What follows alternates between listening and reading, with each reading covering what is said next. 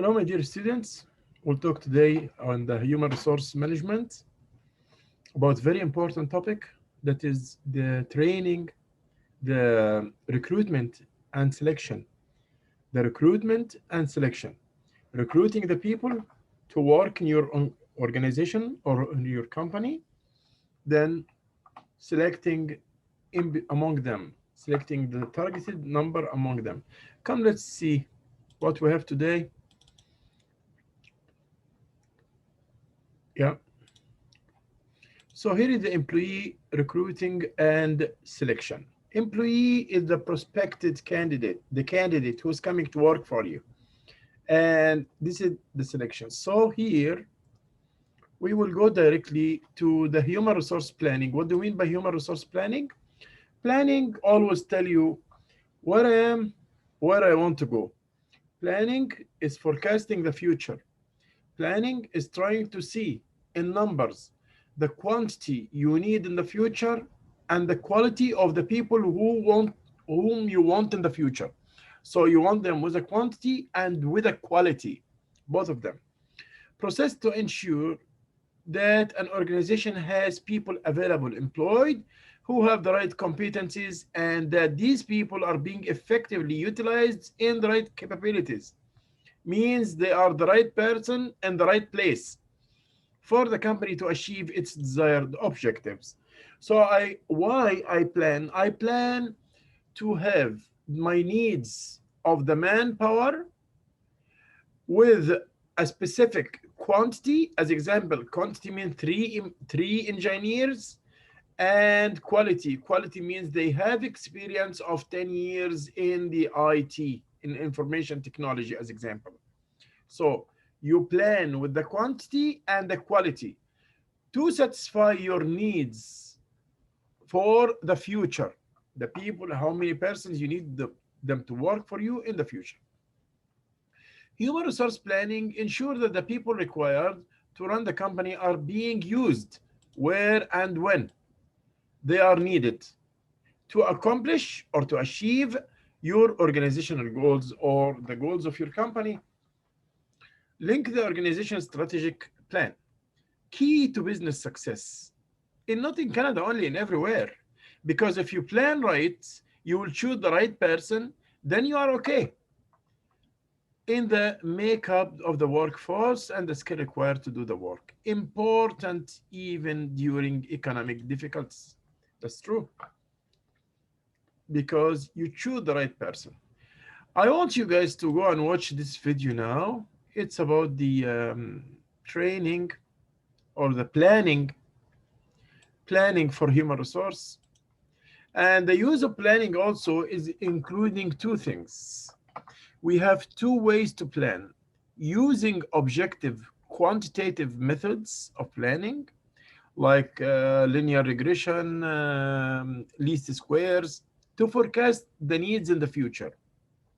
And we have subjective planning, depends on the opinion of the salesman, as example, or the people who are working for you. So I take their opinions, and this is subjective but not objective. The more you rely on the numbers in planning, like using quantitative approaches, math models, is more punctual than you depend on the people's opinions. Okay. What do we mean by human resource planning? After you watch the video, you will answer this. What are the variables that affect human resource planning? By other meaning, what are the factors that affect the right planning?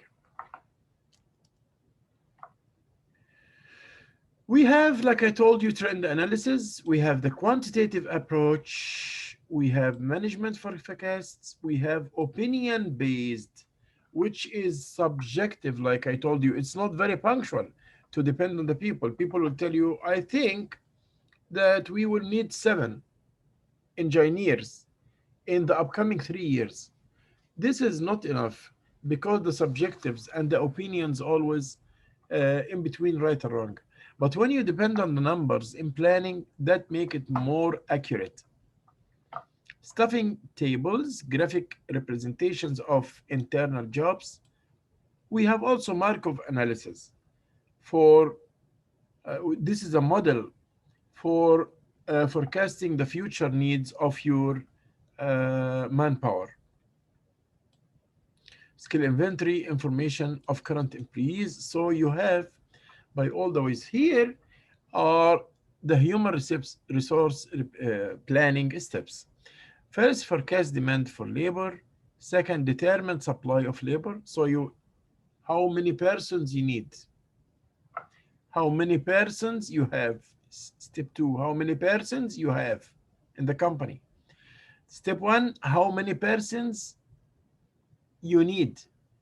Third, okay, I need 10, I have 7, then the gap is 3, then I will need 3 for the upcoming 2 years. Develop action plan to eliminate the gap.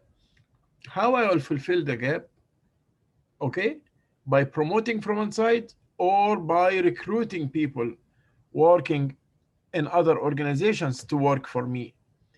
Then I will do the attrition, the leave of absence without pay, job sharing. Those are things like the shortage and the oversupply. But the most important is 1, 2, 3, 4, the steps.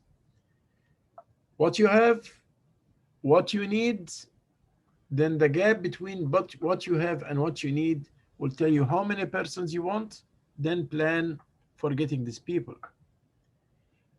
There's a question here I want you to write in your notes. Discuss the planning approaches. Give example for your for each of your own.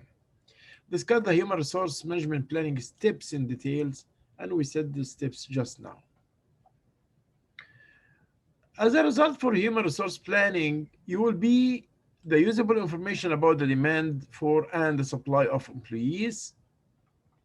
Demand and supply also function of general economy. So you will have enough information about the supply and demand of the employee. Okay, now you planned and you identify the numbers of the people whom you need. You need 3 engineers who have IT degree with 10 years of experience. Who has 10 years of experience? Okay, now you are going to make a recruitment. So recruitment means that you will fill the gap or grab what you need. So how I'll do this? The process of locating and encouraging people to apply for jobs. The recruitment process starts by planning for staffing needs. You plan for the needs which you want. You plan for the needs. Then identify of current future job opening. Then you announce that there is job opening. Hey people, come and apply. I'm hiring. Third, getting individual job information, job description, and job specification. So you will say in details the job. Working hours, 8 hours. 2 breaks a day. Each one is 15 minutes. Usually no work on Saturday and Sunday.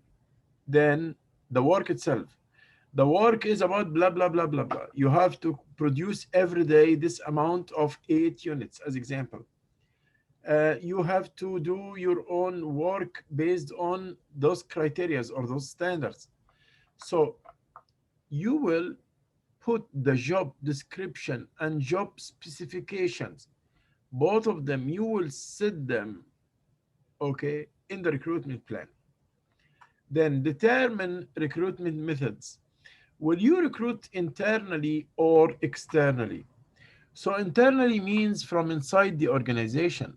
By other meaning, by promoting people without making advertise in external advertise, you can promote from the people within the people who are working in the company itself. As example, I need an engineer. And I have already an engineer working on this department. Why don't I hire him? I can hire him.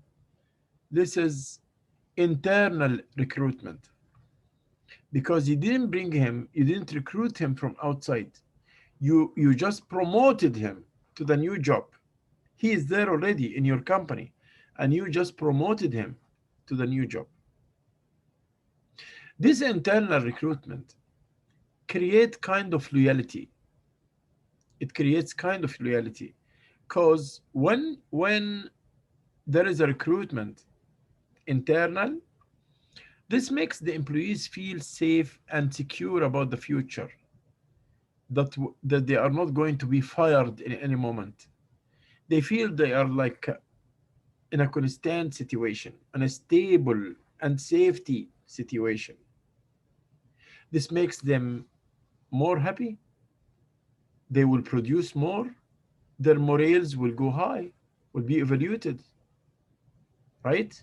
So all this together will make them improve and increase their productivity, and the turnover will go down. They will not leave the work easily because they love the work. That is, if you bring people from inside, you didn't make a recruitment external, you made the recruitment internal. You promote someone existing and working right now in your company, and he was working in your company. You didn't bring anyone from outside. But the external recruitment is better than this because of what? We can say better. It's everyone gets its pros and cons, but it's better, I mean, to bring people from outside who might have more experience. They might have more experience than the ones of the inside, the internals. And you will pump a new blood into a new bloodstream into your own organization. People updated with their knowledge, you will get the best of them. So the externals, but this cannot guarantee the loyalty like the internal one. The internal guarantee the loyalty. Okay. Creating pool for potential qualified applicants. Then after this, you will prepare for them. Who will come to be, who will be recruited. So you will make a pool just for them. This is for the first point. So what the employment branding? It is the reputation, organization's reputation as an employer, their own reputation, your company's reputation. Advantages of recruitment within, from within, means the internal recruitment. Rewards for past performance. It's like I'm rewarding you for what you did before. Makes use of people who already know the organization, of course. We already there, so we know everything about the organization. Motives for motivate other employees. When some of the employees saw that this George or Michael, he was working with us and he's promoted to the new job, this will be a good motivation for them as well. It will inspire them to work hard, to be just like George. Helps achieve diversity initiatives. Of course, this will make also kind of the initiatives.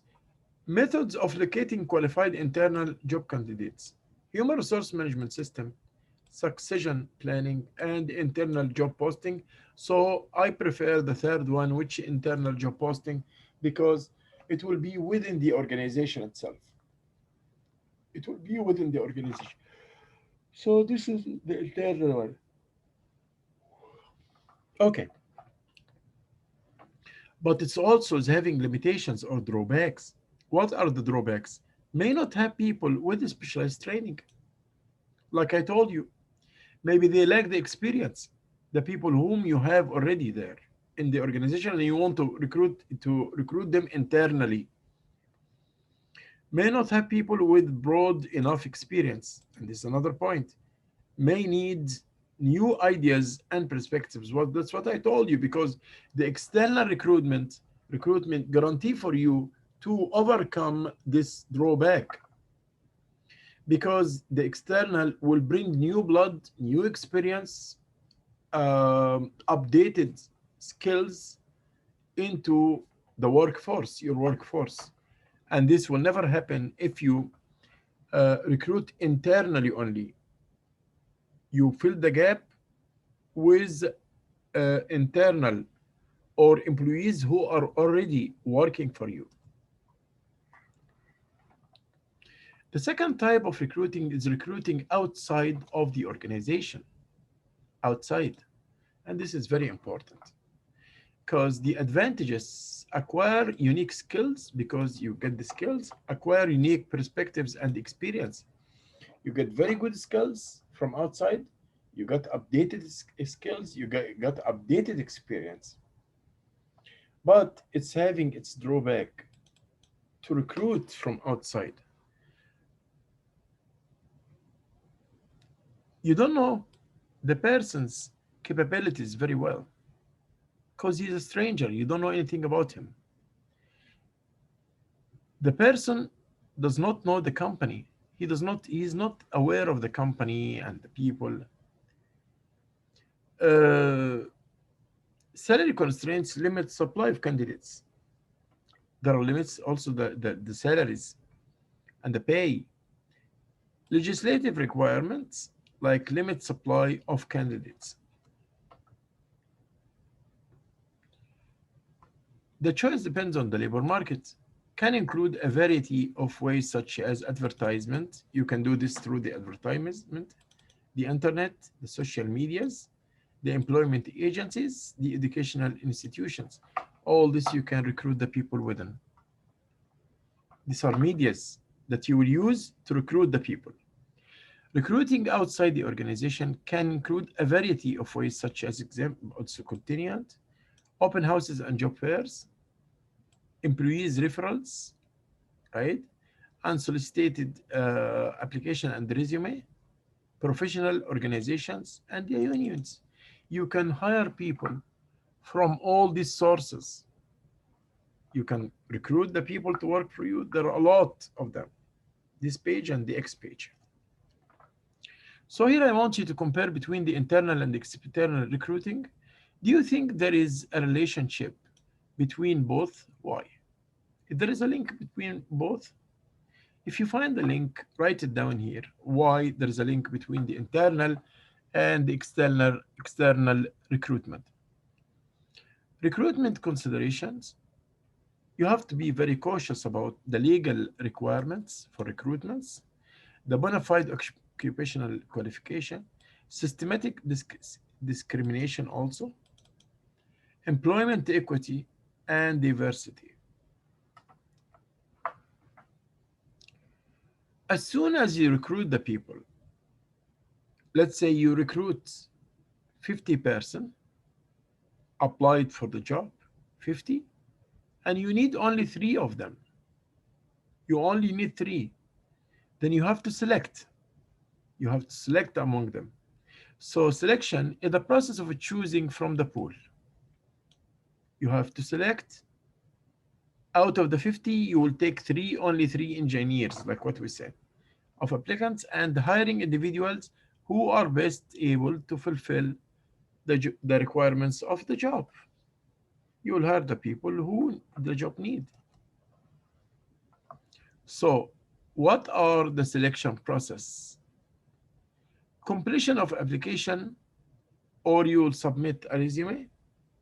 Then there will be a pre-screening. Check out, is this guy who I want to work with me here or no? Employment test, then we will make a test for him. Then interview one-on-one panel, telephone or internet. Then he might make an interview with the internet before he comes to be in person. Then the reference checks will check your references. Usually they are three references, three different references. Then based on this, there will be the hiring or non-hiring decision. Means I will hire you, or no thank you so much, I don't want you to work for me. Discuss what you know about the selection process here. You should write it from the previous page. What is the reliability? From reliable means that you can trust. Reliability, the degree to which selection procedures provide consistent and complete outcomes over time. How far I depend or I trust the way I selected the people. How far? Maybe I select people who are not very qualified, or who are not having well experience, or who are with a poor performance. So reliability means how far I can depend on my selection procedures.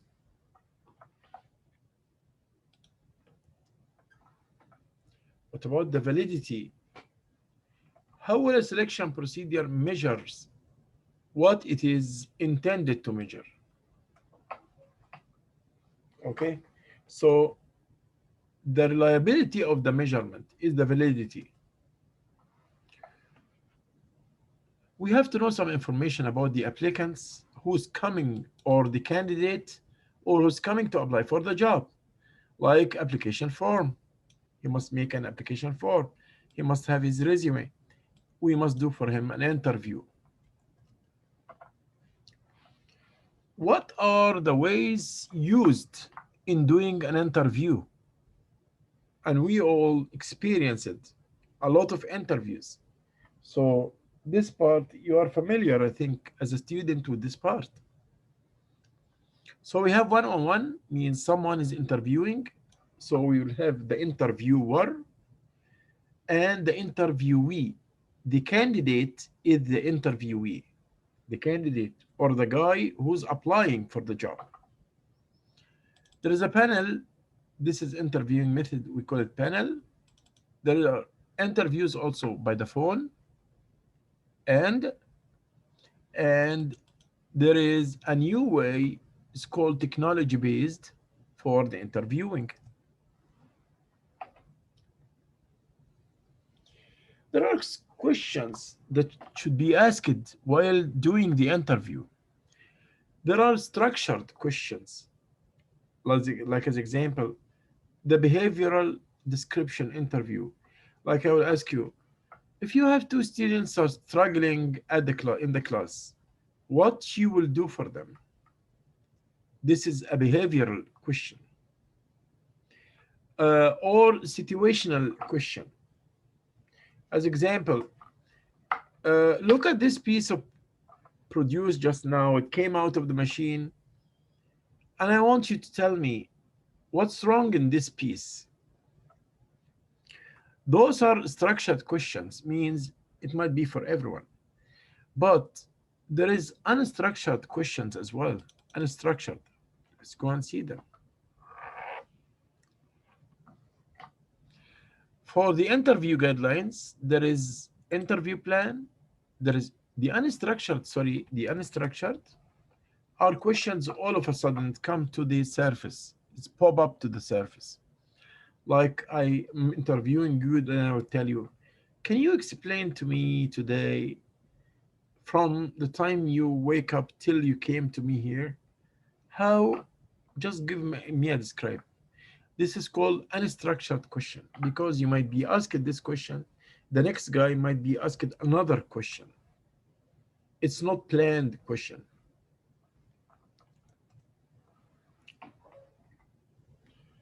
The interview guidelines is do a plan for the interview. Establish and maintain a rapport. Be an active listener. So don't be just talker. You have to be also very listen and talk, not only talk. Pay attention to nonverbal cues. means the nonverbal use of communication, like the eye contacts, the body movements, all those is called nonverbal cues. So you have to pay attention when you are interviewing your candidate to pay attention to his nonverbal cues. Provide information as freely and honestly as possible. Always in the interviews, give information honestly as much as possible. So, because the people might need uh, some answer for some questions. So be very honest in this. Also, separate facts from inferences. That's very nice. Recognize biases and stereotypes. Bias means you tend to favor something. You tend to favor something. This is the meaning of the bias. Stereotype means you generalize. If someone is bad, you think that the whole people of his ethnic are bad like him.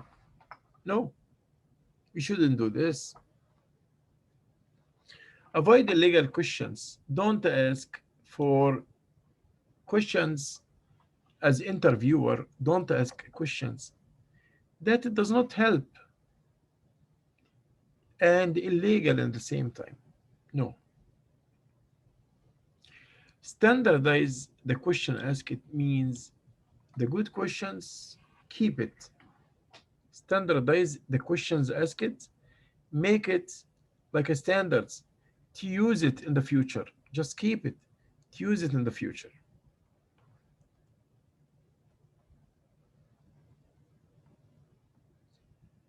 How you will assess the person who's coming to work? There are cognitive abilities tests. You make for him cognitive abilities test, or personally and interest inventories. Use your emotion intelligence and social competences. Physical ability test, like how he uses his body, because those are some, like in the if you are joining the police officers program, you will need to make a physical ability test. Job sample tests, exactly on the job. Like as example, I need to hire a teacher. I will check how he's working on the board.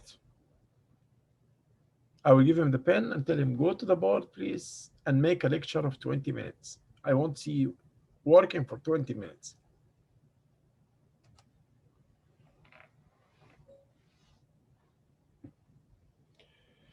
There are also tests for the drug and alcohol and the what we call it the substance abuse testing as well, job related testings, and yeah.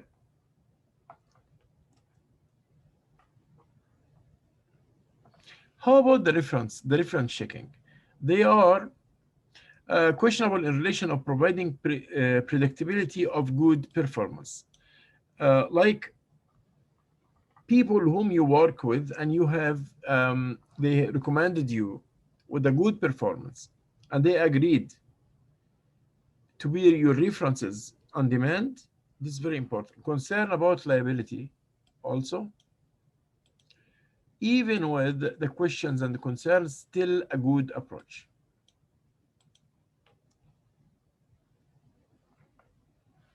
Okay, you recruited, you selected, now you will start to hire, the hiring process. The hiring process, there are a checklist for the human now, which I made for him the interview and which went in the recruitment process.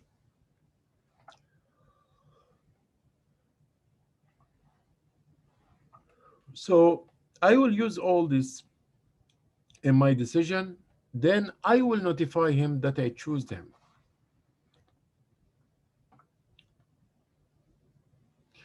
Usually we use to evaluate the selection process yield ratios, selection ratios, source analysis, cost per hire, time per hire. So we have to use these ways to evaluate the selection process, any of them. I came to the end of the recruitment and selection and hiring employees. At the end of this class, I just want you, without looking to the notes, just try to remember, what did you get? What came into you, new things that came into your brain? If you have extra ideas or something more than what's mentioned here, please write it down and we will talk about it on the next class. Thank you so much and have a very, very nice day.